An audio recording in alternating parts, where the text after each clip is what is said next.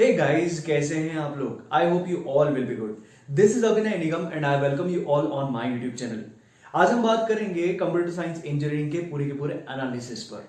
मैं आपको फैक्ट्स बताऊंगा कि कंप्यूटर साइंस इंजीनियरिंग के फैक्ट्स क्या हैं, कंप्यूटर साइंस इंजीनियरिंग क्या है, कोर्सेज क्या हैं, स्कोप्स क्या हैं, जॉब अपॉर्चुनिटीज कैसी हैं, कंपनी और उनकी सैलरीज क्या क्या हैं। तो बिना स्किप करे वीडियोस को पूरा देखने की कोशिश करिएगा। अगर आप अभी कंप्यूटर साइंस इंजीनियरिंग कर रहे हैं या फिर सोच रहे हैं, तो इससे आपको क्लियर होगा कि एग्जैक्टली आपको ब्रांच सेलेक्ट करनी चाहिए या नहीं करनी चाहिए।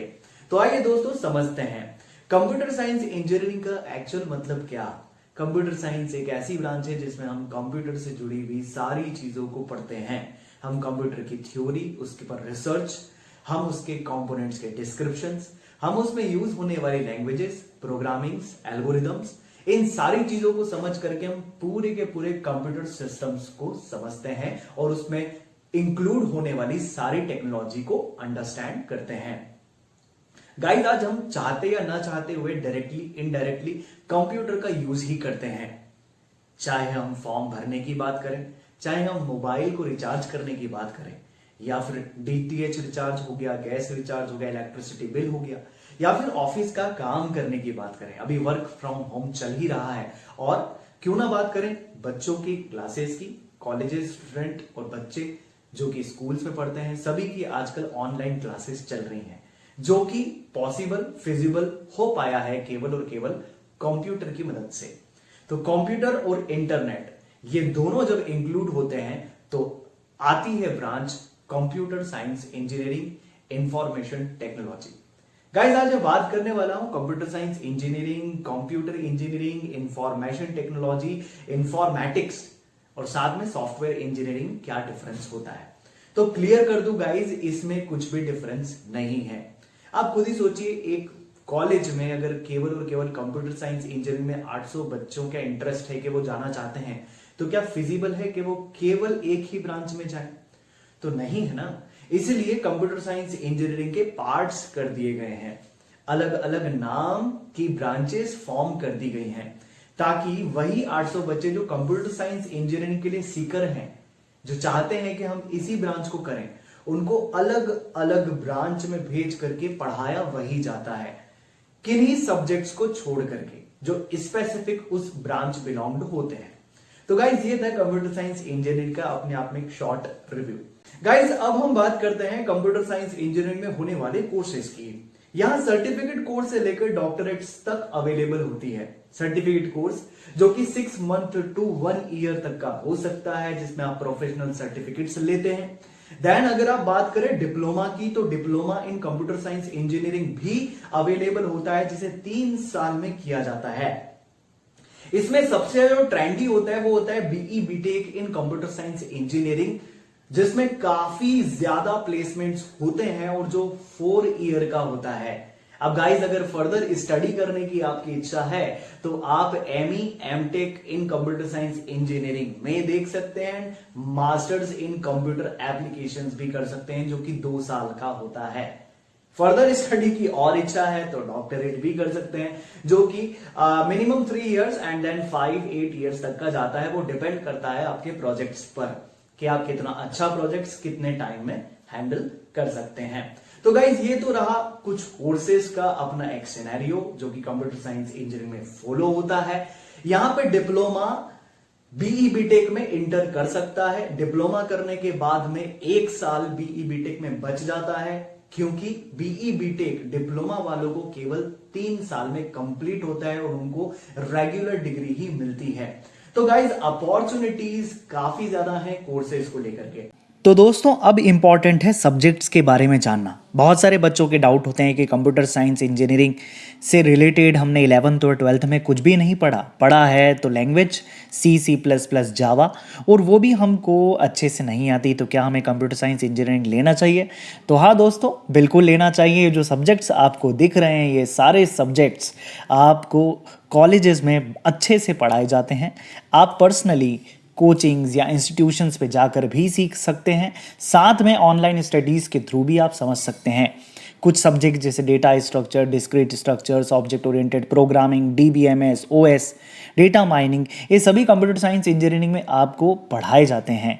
साथ में कुछ लैंग्वेजेस भी आपको सिखाई जाती हैं और कुछ लैंग्वेजेस आप इंस्टीट्यूशंस या ऑनलाइन स्टडीज़ के थ्रू भी सीख सकते हैं।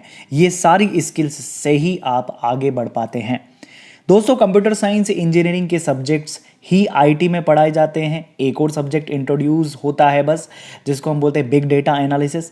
ऐसे ही सीओई में भी वही सब्जेक्ट कंटिन्यू होते हैं। इलेक्ट्रॉनिक्स के सब्जेक्ट और इंट्रोड्यूस हो जाते हैं। एसई सॉफ्टवेयर इंजीनियरिंग की बात करें तो उसमें computer testing and software testing and analysis जैसे कुछ सब्जेक्ट्स नए इंट्रोड्यूस हो जाते हैं और ये सारे सब्जेक्ट अच्छे से आपको कॉलेज में पढ़ाए जाते हैं। तो इसलिए सब्जेक्ट से रिलेटेड टेंशन ना लीजिए और ब्रांच सिलेक्ट आप कर सकते हैं। तो गाइज अब हम बात करते हैं कंप्यूटर साइंस इंजीनियरिंग में स्कोप्स की। प्रीवियसली मैंने आपको रिव्यू में बताया कि कंप्यूटर और इंटरनेट का यूज हम डायरेक्ट इनडायरेक्ट वे में करते हैं और कभी भी चूकते नहीं हैं, चाहे डोमेस्टिकली हो चाहे कमर्शियली हो।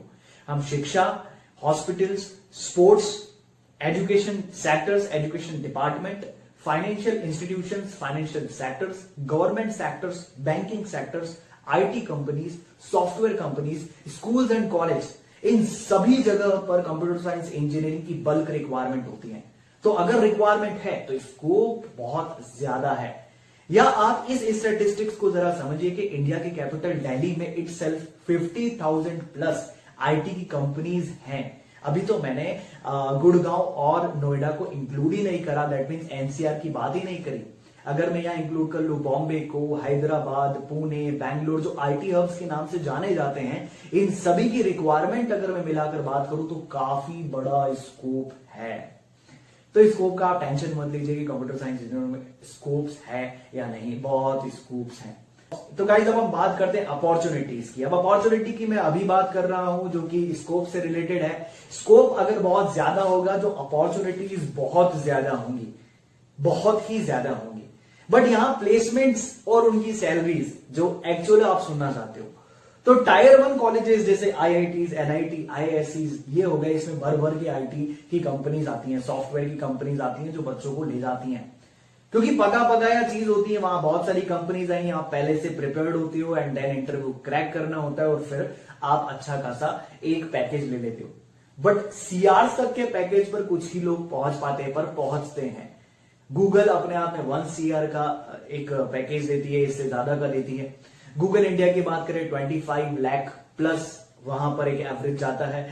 स्प्रिंगलर की बात करें तो 45 प्लस, ये मैं लाख की बात कर रहा हूं। अगर बात करें माइक्रोसॉफ्ट की 39.5, उबर की बात करें 34 लाख प्लस का एक एवरेज पैकेज है। बट ये क्या सभी को मिलता है? तो नहीं गाइज, ये उन बच्चों को मिलता है जो बहुत स्किल्ड है, बहुत इंटेलिजेंट है, बहुत इंटेलेक्चुअल, बहुत अच्छा खासा उनका नॉलेज है। बट अगर एवरेज की बात करें तो 15 to 20 लाख का अपना एक एवरेज पैकेज टायर 1 कॉलेजेस का होता है कंप्यूटर साइंस इंजीनियरिंग के बच्चों के लिए। तो गाइस टायर 2 कॉलेजेस की अगर बात करें तो क्या वहां पर पैकेजेस अच्छे नहीं जाते या कंपनीज नहीं आती? तो गाइस इतनी कंपनीज नहीं आती, बट फिर भी कंपनीज आती हैं और एवरेज पैकेज जो है वो 8 to 15 लाख का होता है। क्या वहां पर गूगल, माइक्रोसॉफ्ट नहीं आती? तो गाइज किन्हीं में गूगल, माइक्रोसॉफ्ट भी आती हैं, बट वहां के पैकेज थोड़े से कम होते हैं। तो क्या हम, एक क्वेश्चन आया, तो क्या हम उन पैकेजेस पर नहीं जा सकते, या जो कंपनीज हमारे कॉलेज में नहीं आई है क्या उन पर हम अप्रोच नहीं कर सकते? तो कर सकते हो गाइज, अगर आपका उतना अच्छा स्किल्स है, आप में उतने इंटेलेक्चुअल, उतना इंटेलिजेंट हो, तो आप ऑफ कैंपस जा करके वो एग्जाम को क्रैक कर सकते हो और वहां पर जॉब ले सकते हो। और ऑब्वियसली 8 to 15 लाख अपने आप में एक डिसेंट पैकेज होता है।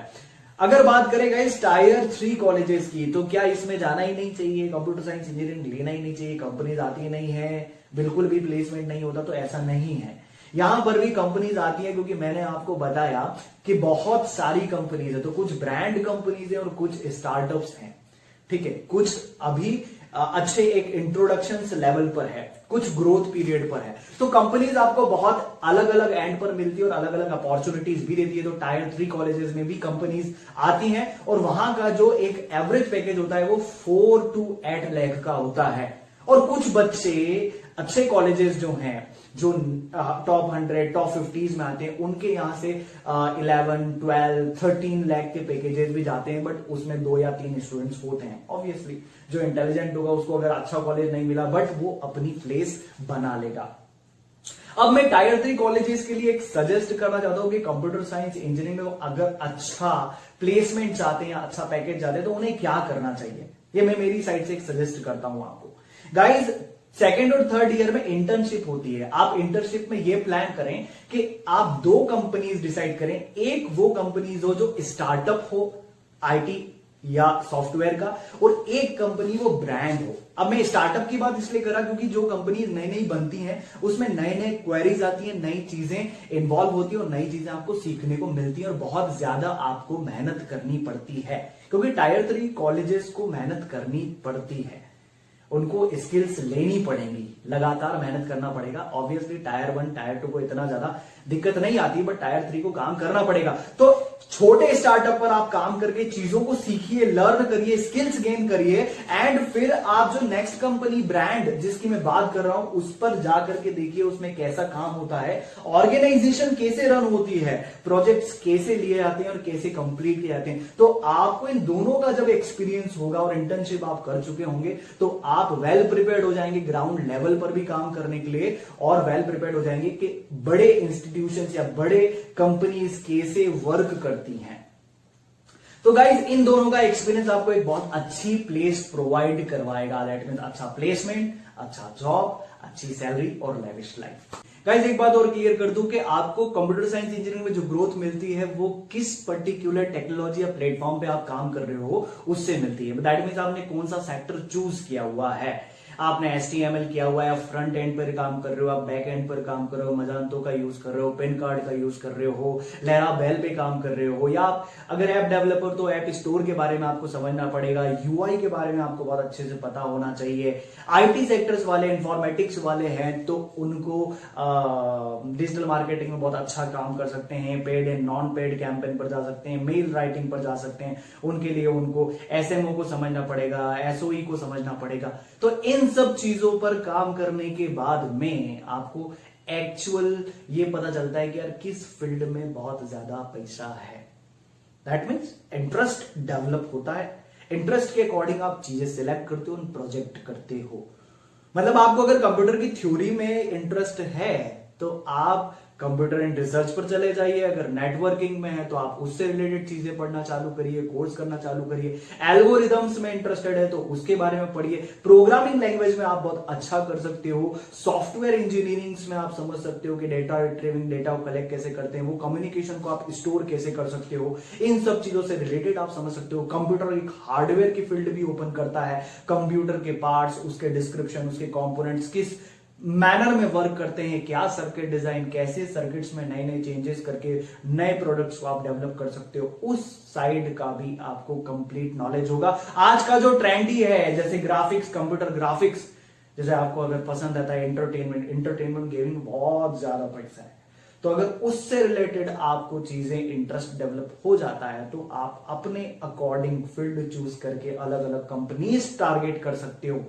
और इट सेल्फ भी आपको किसी कैंपस की जरूरत नहीं है, किसी डिग्री को कंप्लीट होने का इंतजार नहीं करना। आपकी इच्छा है, आप वेब डेवलप करना है आप कर लो, वेब डेवलप करना है आप कर लो, बिजनेस सेट करना है आप कर सकते हो। ठीक है, वहां कहीं कोई आपको इंतजार नहीं करना डिग्री कंप्लीट होगी तो ही काम नहीं, आप काम करते चाहिए, आप फ्रीलांसिंग करिए, काफी पैसा है। यहां तो हो गई प्राइवेट कंपनीज की बात। अब हम बात करते हैं गाइस गवर्नमेंट सेक्टर में आप जा सकते हैं कि नहीं जा सकते। तो गाइस आप PSU गवर्नमेंट को भी इजीली टारगेट कर सकते हो, डेफिनेटली टारगेट कर सकते हो, बट उतनी सीट्स नहीं होती जितनी सिविल इंजीनियरिंग और मैकेनिकल इंजीनियरिंग की होती है। तो यहां पर गवर्नमेंट सेक्टर के लिए आपके लिए CBI, इंटेलिजेंस ब्यूरो, DRDO, इन सेक्टर्स ओपन होते हैं। यहां पर अपॉर्चुनिटीज निकलती हैं तो आप फॉर्म्स फिल करें, इंटरव्यूज क्रैक करें, रिटर्न क्रैक करें और फिर उसमें आप एंटर हो सकते हैं। वहां की पर्क्स भी क्या बताएं, बहुत शानदार होते हैं। ठीक है, तो यहां पर आपके गवर्नमेंट सेक्टर भी है, आपके प्राइवेट सेक्टर भी है, आप खुद का बिजनेस भी ओपन कर सकते हैं और बहुत सारे फ्रीलांसिंग्स पर भी जा सकते हैं। तो गाइस कुछ इस टाइप का स्ट्रक्चर होता है जॉब अपॉर्चुनिटीज और सैलरीज एंड प्लेसमेंट को लेकर के कंप्यूटर साइंस इंजीनियरिंग का। आज का वीडियो पूरा का पूरा इसी पर बेस्ड था। आई होप आपको कंप्लीट सिनेरियो, कंप्लीट फैक्ट्स पता चले हो कंप्यूटर साइंस इंजीनियरिंग के। आज के लिए गाइस इतना ही। अगर आपको वीडियो पसंद आया तो प्लीज लाइक जरूर करिएगा, शेयर जरूर करिएगा एंड सब्सक्राइब जरूर करिएगा and don't forget to press bell icon अगर आपको नए वीडियोस की नोटिफिकेशंस चाहिए तो। अगर कुछ कमेंट करना चाहते हो तो प्लीज कमेंट कर दीजिए। किसी पर्टिकुलर टॉपिक पे वीडियो चाहिए तो प्लीज बताइए, मेंशन करिए, मैं उस पर वीडियो जरूर बनाऊंगा। नेक्स्ट वीडियो में मैं आपको सिविल इंजीनियरिंग के रिगार्डिंग एक कंप्लीट फैक्ट दूंगा, कंप्लीट एनालिसिस बताऊंगा एंड तब तक के लिए जय हिंद, वंदे मातरम।